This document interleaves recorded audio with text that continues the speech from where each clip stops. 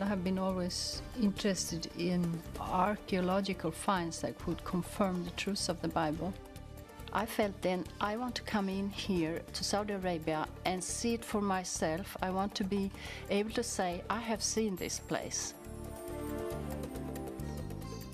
In 1996, Vivica Pontien entered Saudi Arabia on a work permit. During the following year, she made several trips to Jebel al-Lawz. It was very difficult to find the mountain. I think I had been there for 7 months before I came to the mountain the first time. We went around looking for it in the desert. I did 5 long day trips at 5 different occasions, just looking and looking for this place. Throughout her search, Pontien encountered a strong local tradition that Moses had once lived in Arabia. It seems to be a tradition among the locals there that this mountain range is called Jebel Musa. They call it that, and many places have the name of Moses, like there are wells near there that they call Ajin Musa or Bir Musa, which means the well of Moses. When Pontien finally reached Jebel al-Lawz, her attention was drawn to specific features of the mountain that resembled the biblical description. Most prominent was a jagged peak, more than 8,000 feet in elevation, and blackened as if scorched by fire.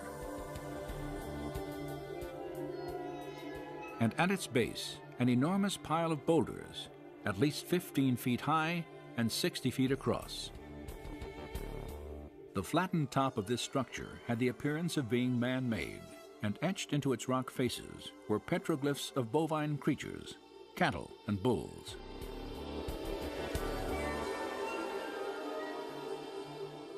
The distinctive horns in some of the inscriptions resemble those found on pictures of sacred Egyptian Apis bulls.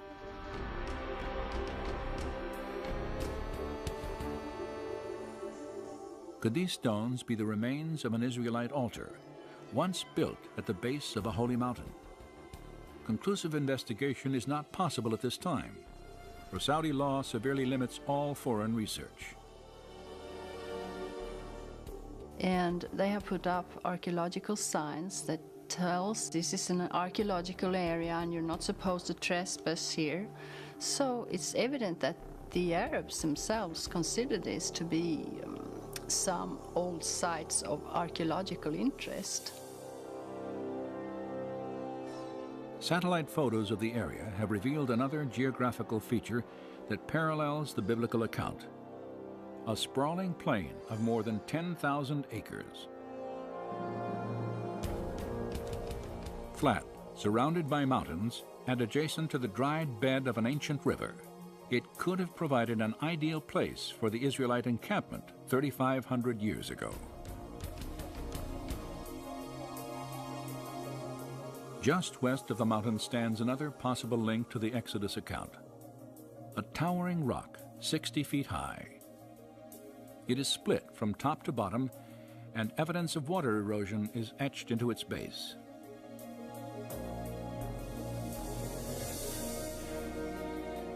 Many features of Jebel al-Lawz reflect the biblical account of Mount Sinai, and as the highest mountain in northwest Arabia, it matches ancient Jewish historical records. Based on the textual evidence, Jebel al-Lawz is as good a guess as any. It might even be the best guess. It's definitely better than anything in the Sinai Peninsula, and probably better than any other guess we have. It'd be nice to have some excavation, and that's really a desideratum. We need excavation. We need somebody who's a competent, trained archaeologist to go in, record the material carefully, submit it for dispute and debate among other scholars, because there's too many gaps in our knowledge. The intriguing similarities between Jebel al-Lawz and the biblical record may indeed stimulate new investigation here. Yet whether or not future excavations confirm this site as the actual Mountain of God, a considerable body of documentary evidence indicates that Mount Sinai is located somewhere in northwestern Arabia.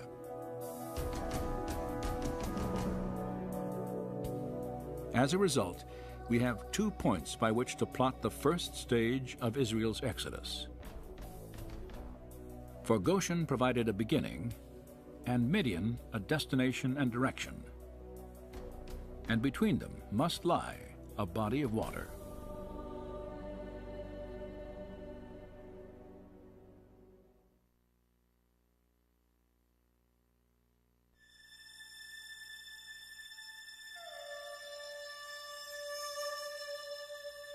As for you, lift up your staff and stretch out your hand over the sea and divide it, and go through the midst of the sea on dry land.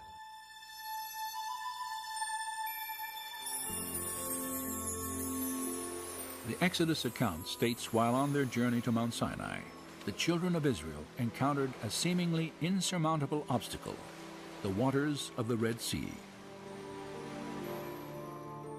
Most searches for their crossing point have centered on 5 sites that straddle the eastern border of Egypt, as defined in ancient times. 3 of these sites are inland saltwater lakes: Manzala to the north, Timsah, and the Great Bitter Lake. Another location, the dry bed that was once Lake Bala, has also been considered. The 5th possibility is on the northern end of the Gulf of Suez, at a beach whimsically named on tourist maps as Pharaoh's Bath. 3,500 years ago, each of these bodies of water would have been relatively shallow, ranging in depths from about 3 to 50 feet. Not surprisingly, naturalistic explanations for the Israelites' crossing are common here, including a receding tide or strong wind that could have lowered water levels enough to allow for passage on foot.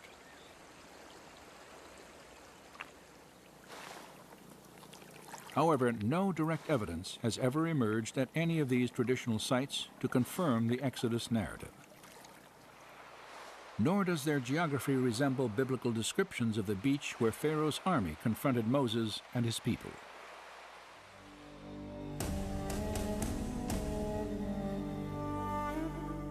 For Pharaoh will say of the sons of Israel, "They are wandering aimlessly in the land. The wilderness has shut them in." As Israel approached the Red Sea, Pharaoh received news that they had wandered into a dense wilderness of mountains and canyons. In contrast to the biblical account, the terrain near the lakes and gulf on what was then the eastern border of Egypt is predominantly flat, wide-open expanses of desert. And when Pharaoh drew near, the children of Israel cried out to Moses, "Is it because there were no graves in Egypt you have taken us away to die in the wilderness? Why have you so dealt with us to bring us up out of Egypt?" The Bible states that immediately prior to crossing the Red Sea, the children of Israel were gathered on a beach somewhere outside the borders of Egypt. In fact, the specific phrase, "out of Egypt," is used in relation to their place of encampment several times in the book of Exodus, creating an obvious contradiction between the scriptures and familiar interpretations of the story. For if traveling west to east, the Hebrews were trapped on the shore at any of the traditional crossing sites, they would still have been clearly within the borders of Egypt when God parted the waters.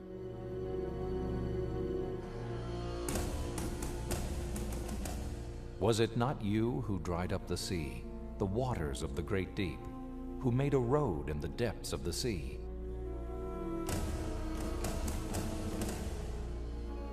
Popular theories that claim the Israelites walked through a shallow lake or marsh of reeds also contradict descriptions in the biblical record. The Hebrew writers refer to the Exodus crossing point as a great deep, the mighty waters, and the depths of the sea.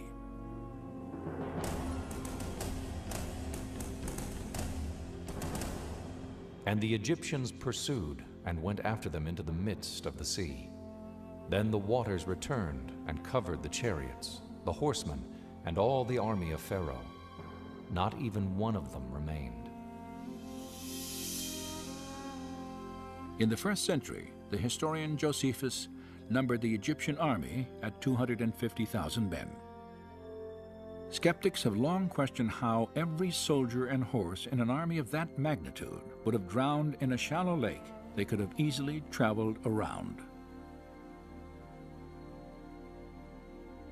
No direct evidence of a crossing anywhere along the eastern border of ancient Egypt has ever been discovered.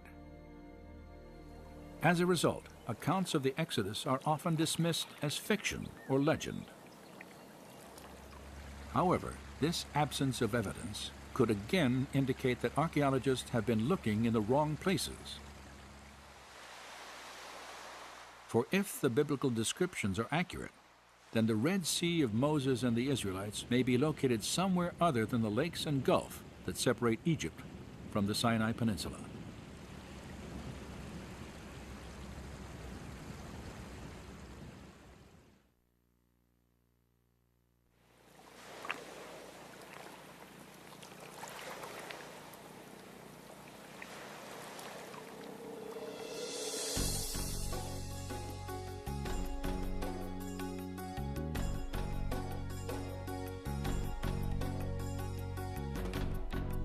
Well, I'm a scientist, so I try to analyze things and I try to go to the bottom with different issues, and the goal for this trip is to look at the Bible text as a book of history, a book of historical events, and that they describe something that really has happened, and then from the text try to understand what really could have happened.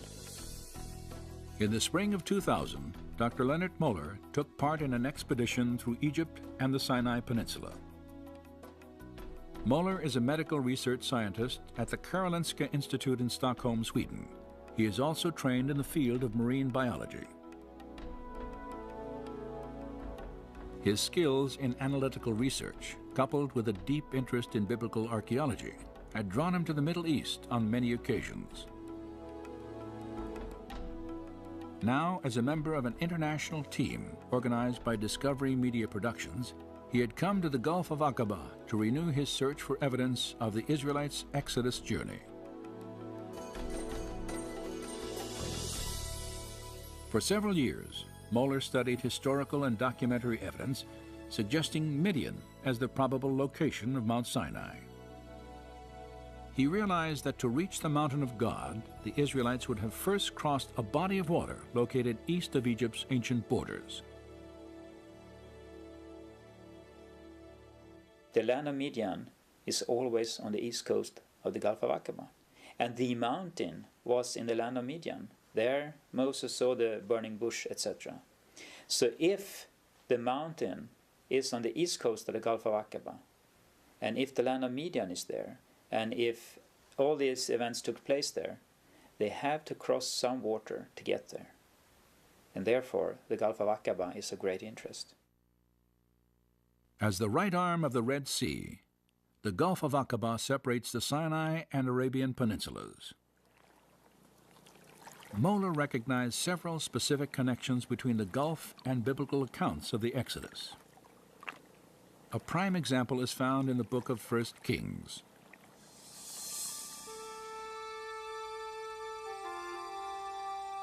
In approximately 950 BC, King Solomon is said to have built his navy at Etzion Geber, near Elath, an ancient city on the northern